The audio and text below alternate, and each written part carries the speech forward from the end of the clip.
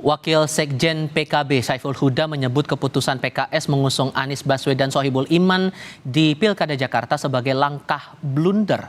Penilaian blunder itu disebabkan langkah yang diambil PKS berpotensi membuat partai-partai lain enggan berkomunikasi. Sedangkan saat ini PKS masih butuh setidaknya 4 kursi untuk bisa mengusung Anies Sohibul di Pilgub Jakarta. Di sisi lain, Huda juga menilai ada kegamangan dari pengusungan Anies Sohibul, di mana sebelumnya PKS mengusung Sohibul sebagai cagup, namun selang beberapa hari berganti Anies sebagai cagup dan Sohibul menjadi cawagup. Model memborong begini, memborong figur untuk partai yang tidak memenuhi dan tidak punya golden ticket, menurut saya bahaya itu. Ya bisa bahaya dektul, bisa nggak dapat teman mitra koalisi. Pernyataan PKB soal blundernya PKS mengusung Anies Sohibul ditanggapi Presiden PKS Ahmad Syaiqo. Ia menegaskan pengusungan pasangan aman alias Anies Sohibul Iman sebagai ikhtiar PKS. Ia juga meminta Anies untuk bersama-sama mencari teman koalisi untuk memuluskan pencalonan Anies Sohibul di Pilgub Jakarta. Sendiri menilai Sohibul Anies ini tuh cukup berbahaya dan bahkan bisa menghambat koalisi dengan yang lain. Itu menurut nggak ada bahaya-bahaya, semuanya aman soal. aman. Ya. Dengan siapa aja koalisi Jakarta? Ya koalisi Jakarta belum dengan siapa-siapa, ini justru kita tawarkan pada partai-partai yang lain ya, agar supaya pasangan ini bisa disupport dan didukung bersama. Merespons langkah PKS yang sudah mengusung Anies Baswedan Sohibul Iman di Pilgub Jakarta, Ketua DPP PDI Perjuangan Komarudin Watubun mengatakan partainya tak ingin terburu-buru mendeklarasikan pasangan calon yang akan diusung di Pilkada Jakarta. Menurutnya banyak hal yang dikalkulasi partai sebelum menetapkan nama kandidat, selain menunggu momentum politik yang tepat. Ya kita bicara soal urusan politik ini kan soal momentum dan sesuatu yang segala sesuatu bisa terjadi ya, jadi semua masih bergulir kan, masih 1 bulan lebih lagi, jadi tidak usah cepat-cepat, masih bulan Agustus toh. Oke. Tapi masih menjajaki nama Pak Anies atau enggak sih PDI sebenarnya? Semua nanti masih diskusi, lihat mana yang terbaik, ya silakan. Setelah dipasangkan dengan Pak Sohibul juga masih tetap ada radar Mas Anies masuk di PDIP. Kalau yang disuruh kita pergi, pasti orang bicara politik juga urusan kepentingan toh. Jadi pasti ada kalkulasinya. Tapi gimana? Usai mengusung pasangan Anies Baswedan Sohibul Iman untuk maju di Pilgub Jakarta, PKS kini dihadapkan dengan tantangan mencari teman koalisi. Akankah manuver PKS mengunci Anies sejak dini ini sebagai langkah yang tepat atau malah akan membuat PKS tidak punya teman koalisi? Lalu masihkah PDI Perjuangan tertarik mengusung Anies setelah dipinang PKS? Kami akan diskusikan ini bersama dengan para narasumber. Bergabung saat ini Wakil Ketua Majelis Syuro PKS Hidayat Nur Wahid, lalu politisi PDI Perjuangan Masinton Pasaribu, dan Kepala Departemen Politik CSIS Arya Fernandes. Selamat sore Bapak-Bapak sekalian, Assalamualaikum, apa kabar? Selamat sore. Waalaikumsalam. Selamat sore, Bung. Terima kasih seluruhnya sudah hadir bersama kami. Dibilang PKB ini langkah blunder, Pak Hidayat. Apa sebetulnya membuat akhirnya PKS PD langsung memasangkan Anies dengan Pak Sohibul untuk maju di Pilgub DKI? Ya, blunder atau tidak blunder itu kan pasti sudah dikalkulasi ya. Dan dari beragam tokoh yang tadi menyampaikan pendapatnya kan di situ bisa ditangkap tuh. Ada yang berpendapat lebih baik lebih cepat mengumumkan supaya kita mempunyai waktu lebih leluasa untuk sosialisasi. Tadi kan Sekjen PAN mengatakan begitu.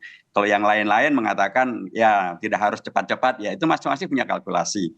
Tapi apakah blunder atau tidak, ya PKS kan juga bukan partai kemarin sore. Kita sudah terbiasa juga untuk mengkalkulasi beragam hal, apakah ini perlu untuk kita sampaikan atau belum perlu untuk kita sampaikan. Tapi yang jelas ketika PKS kemarin belum segera mengumumkan, PKS juga dicurigai ini ada deal tertentu dengan pihak-pihak yang lain, bahkan ada yang mengatakan ini kemudian sudah masuk angin gitu ya, sehingga kemudian PKS difitnah. Padahal memang ajuan dari DPW PKS Jakarta untuk mengusung Pak Anies dan kader dari PKS itu sejak tanggal 25 Mei. Artinya sudah cukup lama PKS untuk kemudian mempertimbangkan siapa yang akan dimajukan oleh PKS. Dalam konteks ini adalah Pak Anies bagaimana disusulkan oleh DPW Jakarta dan kemudian wakilnya dari kader PKS. Dalam konteks ini adalah Pak Sohibul Iman.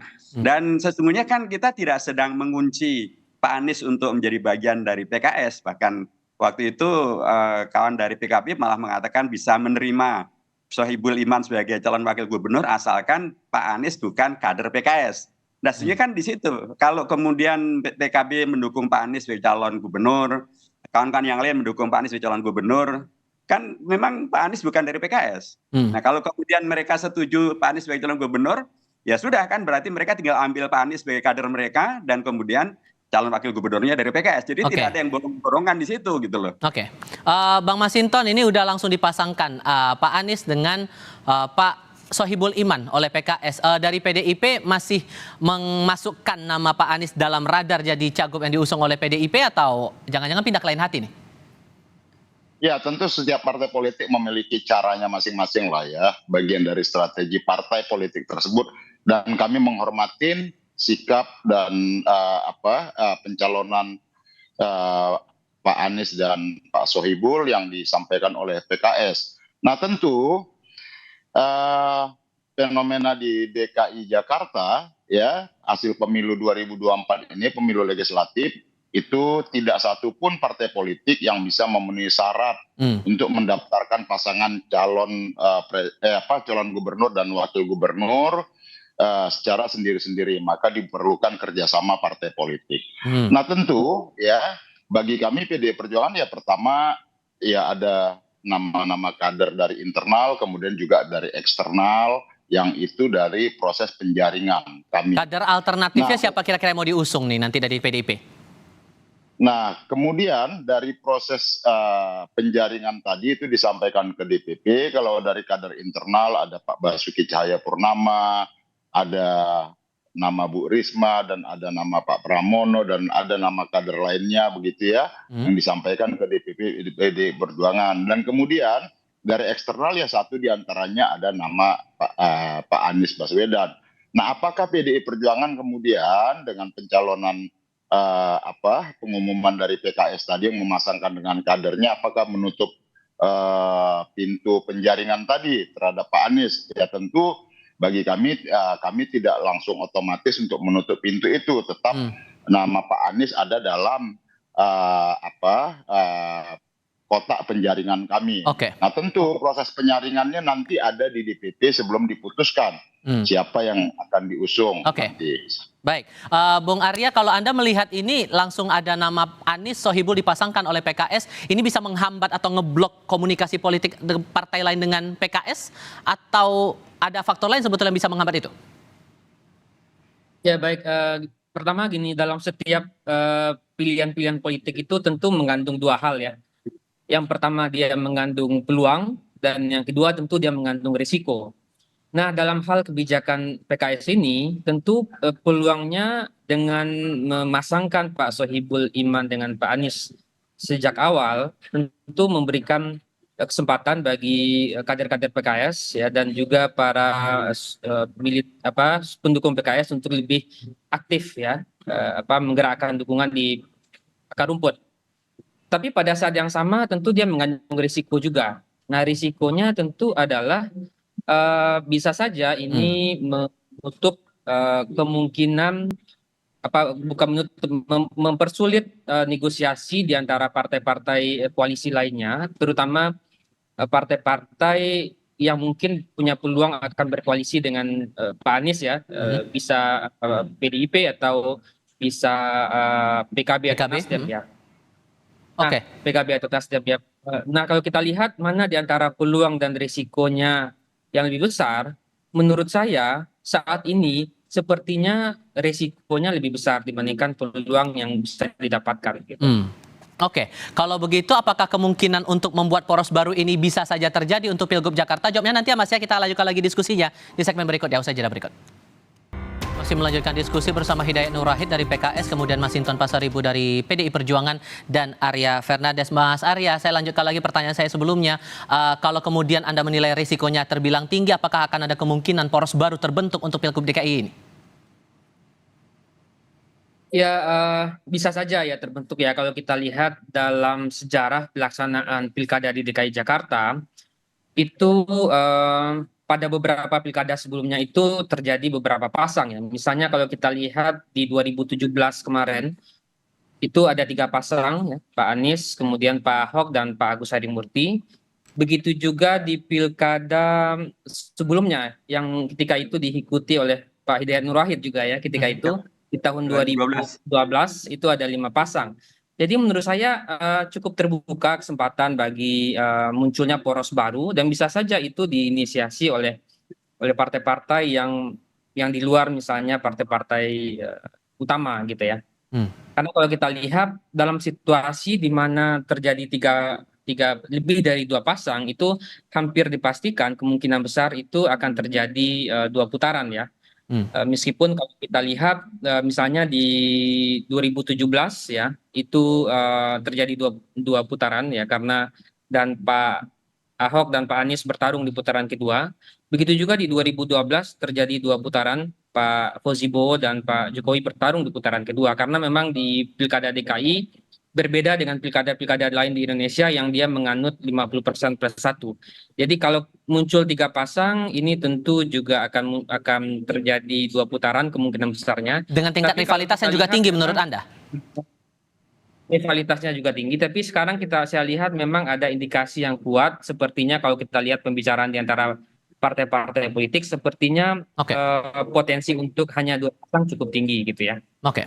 Oke, Bang Masinton, ini kan sisa 2 bulan lagi lah kira-kira. Kalau kemudian poros ketiga ini dimunculkan, apakah sudah sempat terpikir juga, dan sudahkah ada komunikasi lebih lanjut yang dilakukan oleh PDIP ke parpol lain?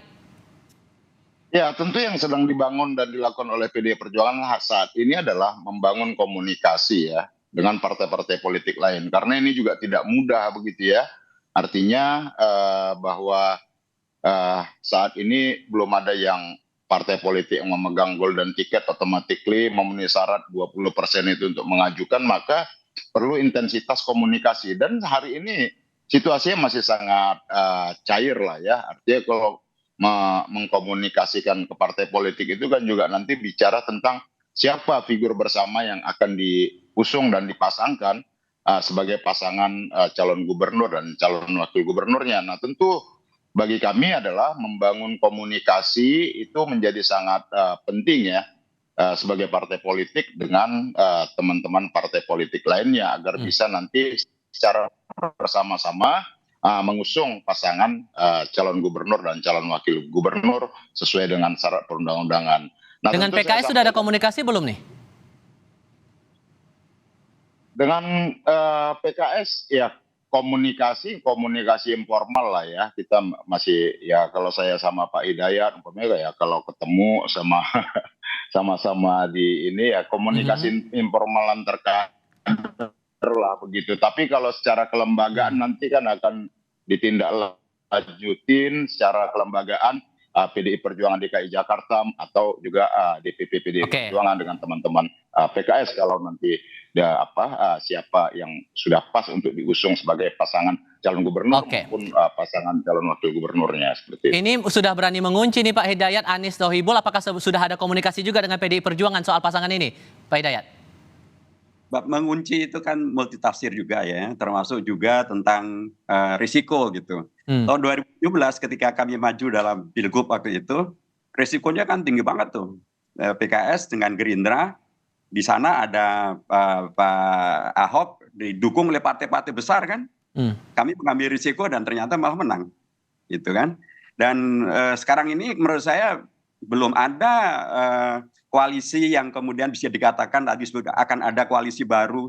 Kan belum ada koalisi-koalisi sekarang, belum selesai semuanya. Semuanya masih dalam proses, dikatakan oleh Bang Masinton tadi, sedang ada komunikasi politik antar semua pihak. Bang Arya Fernandes juga saya yakin juga tadi mengatakan demikian. Jadi sekarang ini prosesnya memang sedang saling berkomunikasi, saling menjajaki, sehingga nanti apakah akan terbentuk 3 koalisi atau bahkan hanya 2 koalisi, itu semuanya serba terbuka. Tapi PKS merasa yakin bahwa bisa berkoalisi dengan PDI Perjuangan di Pilgub DKI?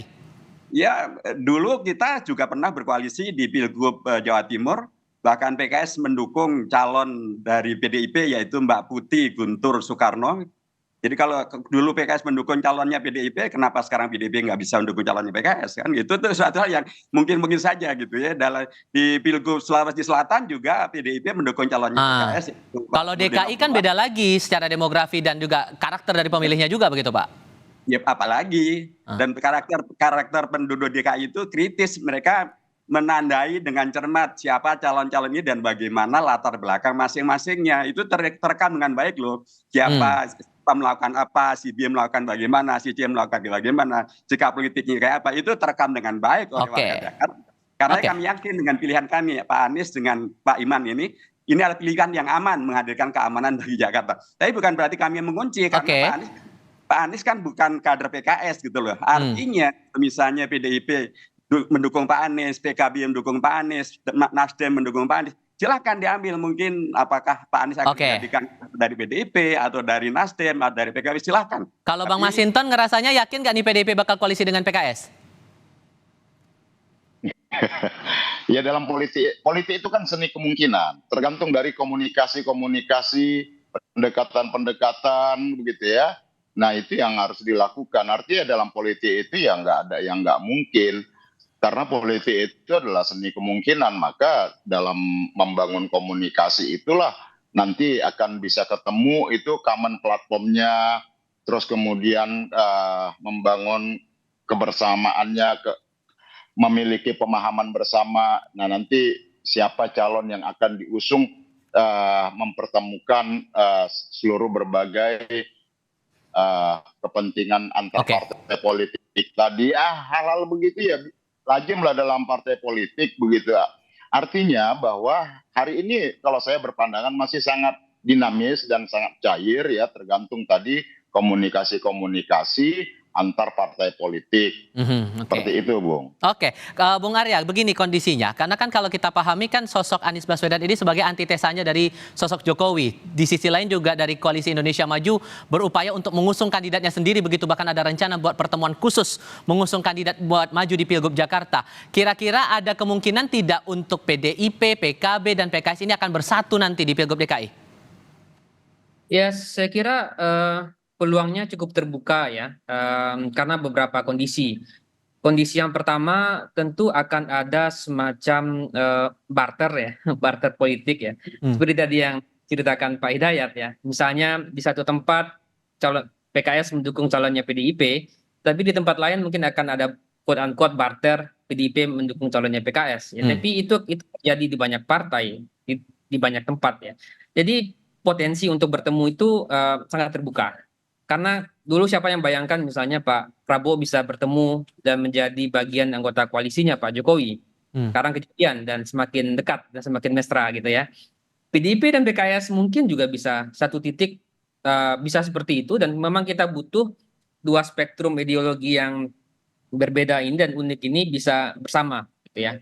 Itu yang pertama. Yang kedua saya kira dalam kondisi misalnya PDIP dan PKS mungkin akan memilih jalan yang berbeda misalnya, atau bisa dengan pemerintahan berikutnya, itu mungkin juga akan mempertemukan dua partai ini. Kira-kira begitu Mas Tifa. Ada faktor Jokowinya juga nggak di Pilgub DKI kali ini kalau Anda melihat peta politik yang ada sekarang? Ya, Pak Jokowi mungkin masih menjadi variabel penting ya dalam pilkada nanti ya. Tapi mungkin derajat pengaruhnya karena mungkin proses transisi menjadi pilkada dilaksanakan setelah Pak Jokowi selesai masa jabatannya, mungkin derajat pengaruh dan powernya mungkin tidak sebesar, dugaan saya tidak sebesar sebelum-sebelumnya. Gitu. Oke, tapi apakah dengan Jokowi efek ini yang membuat potensi PKB, kemudian PKS, PDIP, dan mungkin Nasdem akan menjadi satu koalisi utuh untuk Pilgub Jakarta? Ya, partai-partai politik saya kira sudah menunjukkan betapa pilihan-pilihan politik yang diambil oleh partai-partai tersebut, misalnya dalam koalisi 01 dan 03 di Pilpres kemarin, menunjukkan betapa partai-partai cukup percaya diri ya, meskipun pilihan yang diambil itu berbeda dengan pilihan yang diambil oleh Pak Jokowi. Saya kira di pilkada mungkin saya kira kemandirian dan otonomi partai untuk menentukan pilihannya mungkin saya kira akan juga Oke. sangat terbuka. Oke. Terutama untuk partai-partai yang berada di 01 dan 03 ya. Oke, singkat masing-masing 1 menit Pak Hidayat. Kalau kemudian nanti gara-gara pasangan Anies Sohibul ini malah jadinya nggak ada partai yang mau berkoalisi dengan PKS, gimana tuh? Enggak lah, kita sudah komunikasi kok dengan beberapa petinggi orang nomor 1 di beragam partai. Dan kita mendapatkan sinyal yang sangat baik. Jadi siapa sih yang nggak ingin aman? Saya yakin semua mau aman gitu loh. Jadi kenapa harus dibikin tidak aman?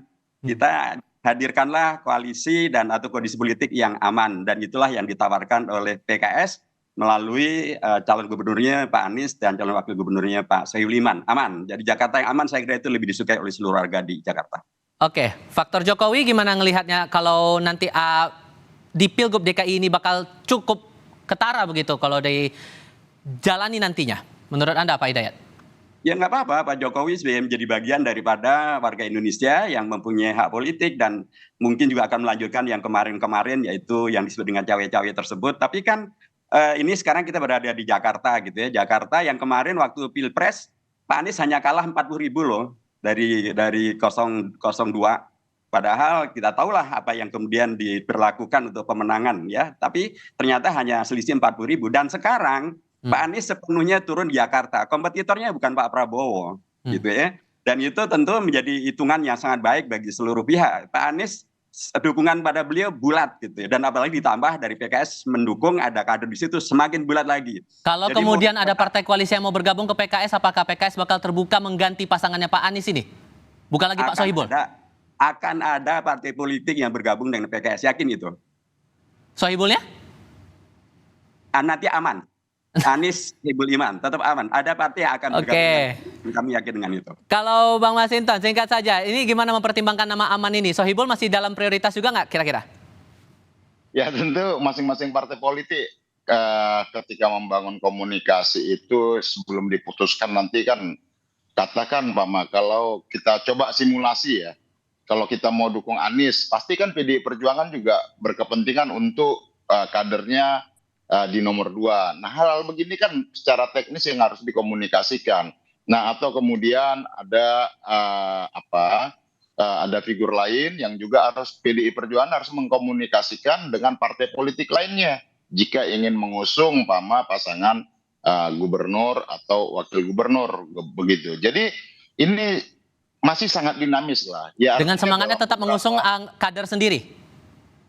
Ya, setiap partai politik pasti berkepentingan untuk menyodorkan kader-kader terbaiknya, entah itu sebagai calon gubernur ataupun dipasangkan dengan sebagai calon wakil gubernur. Jadi ya partai politik ya punya kepentingan lah untuk mendorongkan kadernya untuk dimajukan gitu. Yang jadi soal kan hari ini adalah bagaimana untuk memenuhi syarat pencalonan tadi, karena tidak bisa dilakukan sendiri-sendiri secara partai politik, harus dilakukan secara bersama-sama. Tidak ada yang bisa menjamin itu, terutama untuk wilayah khusus Jakarta ED. Pak Hidayat Nur Wahid, terima kasih banyak. Bang Masinton, terima kasih. Mas Arya, terima kasih juga sudah berdiskusi bersama kami. Selamat sore semuanya. Assalamualaikum.